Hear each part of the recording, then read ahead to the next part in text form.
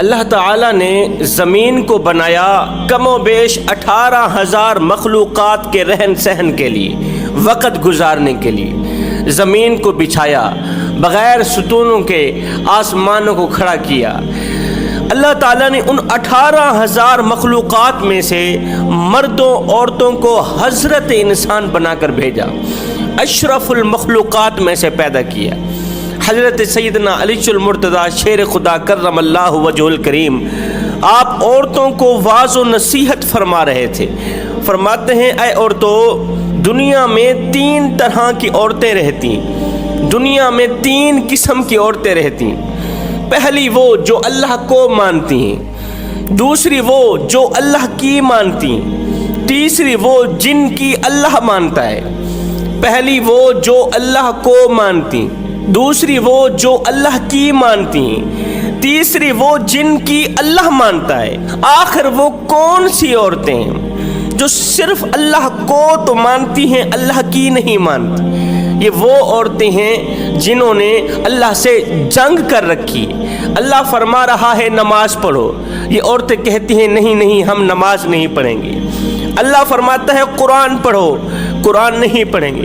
ہم قرآن کی جگہ رومانٹک ناول تو پڑھیں گے لیکن قرآن نہیں پڑھیں گے۔ اب اللہ فرما رہا ہے اپنے شوہر کی ناشکری سے بچو، شوہر کی شکر گزار بنو، اپنے شوہر کی فرما بردار بنو، اپنے شوہر کے احسانات کا احترام کرو، شوہر کے تمام احسانات کی قدر کرو۔ لیکن کہانی ساری کی ساری الٹ ہے۔ دیکھیں، شوہر کی ناشکری اللہ تعالیٰ کا ناپسندیدہ عمل ہے، اور اللہ تعالیٰ کا ناپسندیدہ کام کرنا یہ گناہ کبیرہ میں لکھا جاتا ہے، یہ گناہ عظیم میں لکھا جاتا ہے۔ اب یہ جاننے کے باوجود بھی کہ شوہر کی ناشکری، شوہر کی نافرمانی یہ گناہ کبیرہ ہے، بیوی کی طرف سے شوہر کی ناشکری بیوی کی زندگی تباہ و برباد کر دیتی ہے۔ پھر آج کل کی عورتیں اپنے شوہر کی ناشکری کیوں کرتی ہیں؟ جب جانتی بھی ہیں کہ شوہر کی ناشکری ہمارے اوپر لعنت برسنے کا ذریعہ بنتی ہیں، پھر شوہر کی ناشکری کی دلدل میں کیوں پھنسی ہوئی؟ حضرت امام باقر رضی اللہ تعالی عنہ کے بیٹے حضرت امام جعفر صادق رضی اللہ تعالی عنہ فرماتے ہیں جس گھر میں بیوی کی طرف سے شوہر کی ناشکری کی جاتی ہو، شوہر کے تمام احسانات کو جھٹلایا جاتا ہو، شوہر کے احسانات کی قدر نہ کی جاتی ہو، شوہر کی نافرمانی کی جاتی ہو، اس نافرمان بیوی کی نحوست کی وجہ سے اللہ تعالیٰ گھر میں سے برکت کو اٹھا لیتا ہے، رزق میں سے برکت اٹھا لیتا ہے۔ یہ کس کی وجہ سے؟ نافرمان بیوی کی نحوست کی وجہ سے۔ اب یہ جو اولاد ہے، اولاد بھی رزق کا حصہ ہے، اولاد بھی حلال رزق میں شامل ہے۔ اللہ تعالیٰ اولاد کی عمر میں سے برکت کو اٹھا لیتا ہے۔ کس کی وجہ سے؟ نافرمان بیوی کی وجہ سے۔ آؤ یہاں پر میں تمہیں ایک سبق آموز واقعہ سنانا چاہتا ہوں۔ حضرت امام جعفر صادق رضی اللہ تعالی عنہ کے پاس ایک عورت روتی ہوئی آئی، خون کے آنسو بہاتی ہوئی آئی۔ حضرت امام نے اس کے رونے کی وجہ پوچھی۔ وجہ پوچھنے پر اس عورت نے بتایا، حضرت آج میں ایک ایسی عورت سے ہو کر آ رہی ہوں، ایک ایسی مری ہوئی عورت کا چہرہ دیکھ کے آ رہی ہوں کہ جب وہ زندہ تھی تو خوبصورت تھی، لوگ اس کے حسن کی تعریف کیا کرتے تھے، جو بھی اسے دیکھتا بس دیکھتا ہی رہ جاتا۔ لیکن جیسے ہی اس کا انتقال ہوا، اس کے مرنے کے بعد میں نے اپنی ان آنکھوں سے دیکھا ہے کہ اس کی خوبصورتی بدصورتی میں بدل گئی ہے، اس کا جسم پھول گیا ہے، اس کے جسم میں ہوا بھر گئی، اس کے جسم کے اندر بو آنے لگی ہے۔ غسل دینے والی عورتیں بھی یہی کہہ رہی تھیں کہ اس کی خوبصورتی کہاں گئی؟ یہ تو لوگوں کے سامنے نیک تھی، متقی پرہیزگار، یہ تو اللہ کی ولیہ تھی، اس کی خوبصورتی کہاں گئی؟ اس کا جسم پھول کیوں گیا ہے؟ ہمیں تو ایسے لگ رہا ہے جیسے اللہ تعالیٰ نے دنیا میں ہی اسے عذاب میں مبتلا کر دیا ہو۔ حضرت اس کے عزیز و اقارب کہتے ہیں کہ جب ہم نے جنازے کے لیے اس کی میت کو کندھوں پر اٹھایا تو ہم سے اٹھائی نہیں جا رہی تھی، وہ اتنی زیادہ وزنی ہو چکی تھی، اتنی بڑی وزنی ہو چکی تھی کہ بڑی مشکل کا سامنا کرتے ہوئے ہم نے اس میت کو اٹھایا، قبرستان لے گئے، اور جیسے ہی ہم قبر میں اس کی تدفین کرنے لگے، اس عورت کو دفن کرنے لگے، تو ہم نے اپنی ان آنکھوں سے دیکھا کہ قبر میں کیڑے ہی کیڑے تھے، قبر میں مکوڑے تھے، قبر میں بچھو تھے، قبر میں عذاب ہی عذاب تھا، آگ کے شعلے بھڑک رہے تھے، تپش ہی تپش تھی۔ ہمیں ایسا لگ رہا تھا جیسے جہنم کی تمام کھڑکیاں کھول دی گئی ہوں اور قبر جہنم کے گڑھوں میں سے گڑھا بن گئی ہو۔ حضرت آخر کیا وجہ تھی؟ آخر اس عورت نے دنیا میں کون سے ایسے کام کیے تھے؟ حضرت امام جعفر صادق رضی اللہ تعالیٰ عنہ نے فرمایا اس کے شوہر کا نام کیا تھا اور وہ کہاں رہتا ہے؟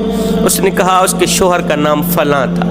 حضرت نے ایک شخص کو بھیجا، جاؤ اس کو میرے پاس لے کے آؤ۔ شوہر حاضر خدمت ہوا، جی حضور۔ حضرت امام نے فرمایا یہ بتا کہ تیری بیوی آخر کون سے ایسا کام کیا کرتی تھی کہ اس کی خوبصورتی بدصورتی میں بدل گئی، اس کی تمام عبادات ضائع ہو گئی، قبر اس کے لیے جہنم کے گڑھوں میں سے گڑھا بن گئی۔ اس نے کہا حضرت ویسے تو میری بیوی نیک تھی، متقی، پرہیزگار تھی، لیکن وہ میری ناشکری کیا کرتی تھی، وہ میرے تمام احسانات کو جھٹلایا کرتی تھی، میرے احسانوں کی قدر نہیں کیا کرتی تھی۔ کمزور سی کمر پہ بوریاں لاد لاد کے دن رات ایک کر کے اور ٹائم لگا کے بیوی کے لیے، اس کے بچوں کے لیے حلال روٹی کا بندوبست کرتا تھا۔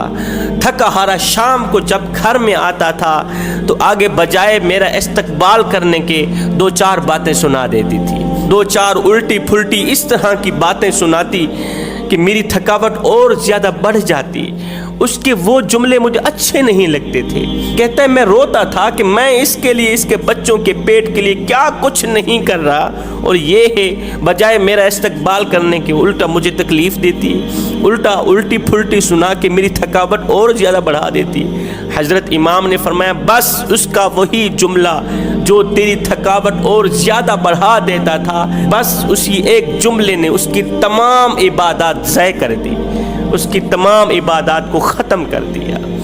اور جب وہ مری اس کے دامن میں ایک نیکی بھی نہیں تھی۔ شوہر کی ناشکری، شوہر کی نافرمانی، یہ اس قدر بہت بڑا گناہ ہے، نیکیوں کو اس طرح کھاتا ہے جس طرح آگ لکڑیوں کو کھاتی ہے۔ نافرمان بیوی کی وجہ سے گھر کے اندر نفرتوں کی آگ جلتی رہتی ہے۔ زندگی اتنی مختصر ہے کہ جی بھر کر محبت کرنے کا وقت نہیں ملتا، اللہ جانے لوگ نفرتوں کا وقت کہاں سے لے کر آتے ہیں۔ تو فرمایا دنیا میں تین طرح کی عورتیں رہتی ہیں، تین قسم کی عورتیں رہتی ہیں۔ پہلی وہ جو اللہ کو مانتی ہیں، دوسری وہ جو اللہ کی مانتی ہیں، جو زیادہ بچوں کے ہونے کے باوجود بھی، گھر میں کام کاج کے ہونے کے باوجود بھی، زیادہ مصروف ہونے کے باوجود بھی وہ نماز نہیں چھوڑتی، قیام کرتی ہیں، رکوع کرتی ہیں، جب سجدے میں جاتی ہیں نا تو رو کے کہتی ہیں میرے مالک ان سجدوں کو ہماری پیشانی سے جدا مت کرنا، ان کی اور ہماری پیشانی کی راہیں الگ الگ مت کرنا۔ یہ وہ عورتیں ہیں جو رومانٹک ناول پڑھنے کے بجائے قرآن مجید کی تلاوت کرتی ہیں، قرآن پڑھتی ہیں، یہ اللہ سے باتیں کرتی ہیں، اللہ ان سے باتیں کرتا ہے۔